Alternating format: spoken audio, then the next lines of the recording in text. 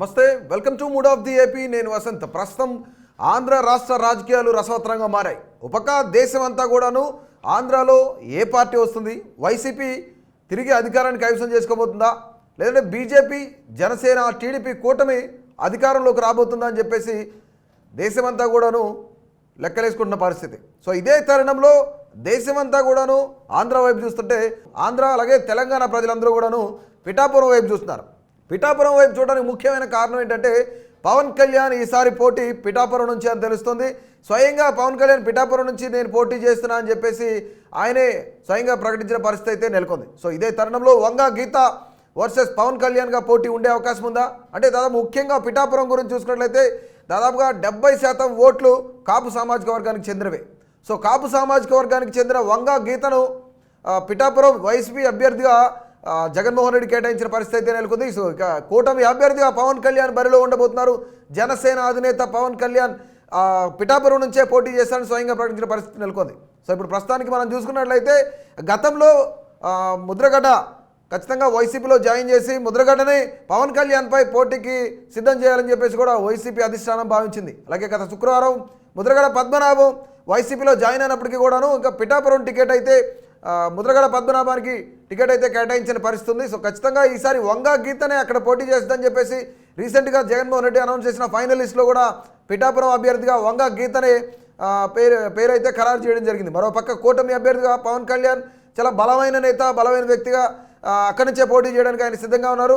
So దానికి సంబంధించి కూటమి అభ్యర్థులు టీడీపీ ఇన్ఛార్జ్గా ఉన్న వర్మ వర్గం అంతా కూడాను కొంతమేర పవన్ కళ్యాణ్ పిఠాపురం నుంచి పోటీ చేస్తాడనుకుంటున్న తరుణంలోనే వాళ్ళందరూ కూడాను కొంతమేర విముఖత వ్యక్తం చేసిన పరిస్థితి నెలకొంది. రోడ్లపైకి రావడం, కొంతమేర గొడవ చేయడం కూడా జరిగిన పరిస్థితి అయితే ఉంది. సో నిన్న టీడీపీ అధిష్టానం చంద్రబాబు నాయుడు వర్మను పిలిచి బుజ్జగించడంతో ఖచ్చితంగా మొదటి ఎమ్మెల్యే నీకే అని చెప్పడంతో ఆయన శాంతించి ఖచ్చితంగా పవన్ కళ్యాణ్ని భారీ మెజారిటీతో గెలిపించి రాష్ట్రంలోనే చూసుకున్నట్లయితే భారీ మెజారిటీ పవన్ కళ్యాణ్కి వచ్చేలా నేను చూస్తాను, ఖచ్చితంగా ఈ సీటు గెలిపించి చంద్రబాబు నాయుడికి గిఫ్ట్గా ఇస్తానని చెప్పేసి వర్మ చెప్పడం కూడా జరిగింది. సో ఇదే తరుణంలో ఇప్పుడు పవన్ కళ్యాణ్ రానున్న ఎన్నికల్లో ఖచ్చితంగా పిఠాపురం నుంచి ఆయన పోటీ చేయబోతున్నారని కూడా ప్రధానంగా తెలుస్తుంది. అలాగే వంగ గీత వర్సెస్ పవన్ కళ్యాణ్గా అక్కడ ఫైట్ ఉండే అవకాశం అయితే ఖచ్చితంగా తెలుస్తుంది. సో ఇదే తరుణంలో ఆంధ్రప్రదేశ్ మరి తెలంగాణ ప్రజలందరూ కూడాను పిఠాపురం వైపే చూసిన ప్రతి ఒక్కళ్ళు కూడా, ఎందుకంటే పిఠాపురం అనేది చాలా ప్రాధాన్యత సంతరించుకున్న నియోజకవర్గం. బికాజ్ ఆఫ్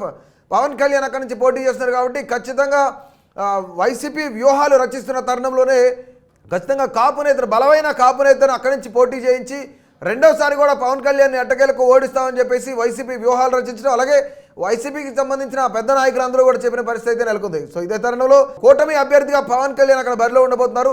ఈసారి ఖచ్చితంగా మంచి మెజారిటీతో, రాష్ట్రంలోనే మంచి మెజారిటీతో పవన్ కళ్యాణ్ గెలుస్తాడని కూడా టీడీపీ ఇన్ఛార్జ్ వర్మ అయితే చంద్రబాబు నాయుడుకి మాట్లాడడం కూడా జరిగింది. సో మరికొద్ది రోజుల్లో ఈ ఫైట్ ఎలా ఉండబోతుంది, అసలు నిజంగానే కాపు సామాజిక వర్గ ఓట్లన్నీ కూడాను పవన్ కళ్యాణ్కి పడతాయా లేదంటే వంగ గీత పడతాయా? పవన్ కళ్యాణ్కి అక్కడున్న కాపు సామాజిక వర్గ ఓటర్లు అందరూ కూడాను హెల్ప్ చేసే పరిస్థితి ఉందా? అందరూ పవన్ కళ్యాణ్ వైపు నడిచే పరిస్థితి ఉందా? వంగ గీత వైపే చూస్తారా? గతంలో కాకినాడ ఎంపీగా ఉన్న వంగ గీతను పిఠాపురం శాసనసభకు తీసుకురావడం కూడా జరిగింది. బికాజ్ అక్కడ కాపు సామాజిక వర్గ ఓట్లు ఉన్నాయి కాబట్టి వంగ గీత కూడా కాపు సామాజిక వర్గానికి చెందిన వ్యక్తే కాబట్టి పవన్ కళ్యాణ్ కాపు సామాజిక వర్గం అయినా సరే ఆయన మొదటి నుంచి కూడాను నాకు కుల భేదాలను ఏం లేవు, ఖచ్చితంగా నేను ఎక్కడైనా పోటీ చేస్తా, కాకపోతే వైసీపీ వ్యతిరేక ఓటునైతే చీల్చే ప్రయత్నం అయితే జరగదు, ఖచ్చితంగా అందరూ కలిసి పోటీ చేస్తాం, కలిసికట్టుగా పనిచేస్తాం, వైసీపీని గద్దె దింపడమే లక్ష్యంగా పవన్ కళ్యాణ్ కూడా చెప్పిన మాటలు అయితే మనకు తెలిసినవే. సో ఇప్పుడు ప్రస్తుతానికి పవన్ కళ్యాణ్ వర్సెస్ వంగ గీతగా పిఠాపురంలో మంచి వార్ అయితే నడవబోతుంది. ఖచ్చితంగా ముద్రగడ పద్మనాభాన్ని పిఠాపురం తీసుకొచ్చి వైసీపీ అభ్యర్థిగా పోటీ చేయించాలని చూసిన అధిష్టానం, కానీ ముద్రగడ్డకి పిఠాపురం నుంచి టికెట్ అయితే కేటాయించని పరిస్థితి ఇప్పటికే నెలకొంది. సో ఈ ఫైట్ ఎంతవరకు టఫ్ ఫైట్ ఉంటుంది, లేదా పవన్ కళ్యాణ్ వైపు వన్ సైడ్ ఉండే అవకాశం ఉందా, లేదంటే వంగ గీత కూడా కాపు సామాజిక వర్గానికి చెందిన వ్యక్తే కాబట్టి ఆమెకేమన్నా మహిళ కాబట్టి అక్కడున్న నియోజకవర్గ ప్రజలు ఆవిడకేమన్నా పెద్ద ఎత్తున స్వాగతం పలికే అవకాశం ఉందా? సో ఇలాంటి మరిన్ని ఇంట్రెస్టింగ్ అప్డేట్స్ కోసం, అలాగే పిఠాపురంలో ఎవరు గెలుస్తారు, ఎవరు ఓటమి పాలవుతారు, అక్కడ మెజారిటీ ఎవరికి ఎంత వస్తుంది, రానున్న ఎన్నికల్లో ఆంధ్రప్రదేశ్లో ఏ పార్టీ అధికారంలోకి వస్తుంది, కూటమి అభ్యర్థులు గెలుపొందుతారా లేదంటే వైసీపీ అభ్యర్థులు గెలుపొందుతారా, వైసీపీ మరోసారి అధికారాన్ని చేజిక్కించుకోబోతుందా లేదంటే కూటమి అధికారాన్ని చేజిక్కించుకోబోతుందా, 2014 సీన్ రిపీట్ కాబోతుందా, ఇలాంటి ఇంట్రెస్టింగ్ అప్డేట్స్ కోసం అలాగే AP political minute to minute updates కోసం మా కేటీవీ తెలుగును సబ్స్క్రైబ్ చేయండి, అలాగే ఫాలో చేయండి.